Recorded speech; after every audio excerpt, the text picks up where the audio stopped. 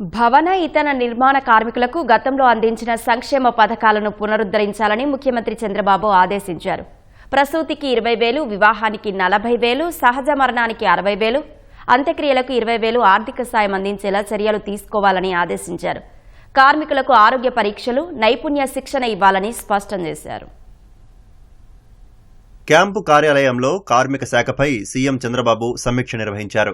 నిర్మాణ రంగంలో ఉన్న ప్రముఖ కంపెనీలు L&T, NCC, మిత్తల్తో పాటు ఇతర సంస్థల సహకారంతో కార్మికులకు నైపుణ్య శిక్షణ ఇచ్చేందుకు చర్యలు తీసుకోవాలని సీఎం సూచించారు. నైపుణ్య శిక్షణతో ఏపీలోని కార్మికులు దేశ విదేశాల్లో ఉపాధి అవకాశాలు పొంది అధిక ఆదాయాన్ని ఆర్జించేలా చూడాలన్నారు. జిల్లాల వారీగా, రంగాల వారీగా కార్మికుల డేటాబేస్ ను రూపొందించి వారి నైపుణ్య స్థాయిని అంచనా వేయాలని ఆదేశించారు. నైపుణ్యం పోర్టల్తో ఈ డేటాబేస్ ను అనుసంధానించి కార్మికులు వివిధ కోర్సులు అభ్యసించి ఉన్నత విద్యార్హత సాధించేలా చూడాలన్నారు.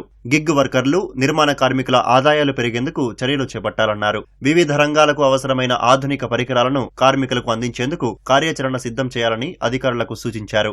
రాష్ట్రంలోని 20 లక్షల మంది కార్మికుల నైపుణ్యాలు పెంచేందుకు కార్యాచరణ చేపట్టాలని చంద్రబాబు సూచించారు. కార్మికుల్లో సాంకేతిక నైపుణ్యాలు పెరిగితే అధిక ఆదాయాన్ని పొందేందుకు అవకాశం ఉంటుందన్నారు.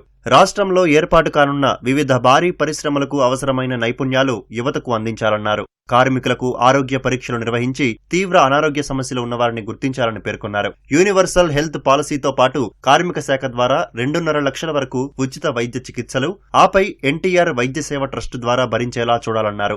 గతంలో కార్మికుల సంక్షేమం కోసం భవన ఇతర నిర్మాణ కార్మికుల సంక్షేమ నిధిని టీడీపీ హయాంలోనే ఏర్పాటు చేశామని, కార్మికుల రిజిస్ట్రేషన్ వేగవంతం చేయాలని అధికారులని ఆదేశించారు.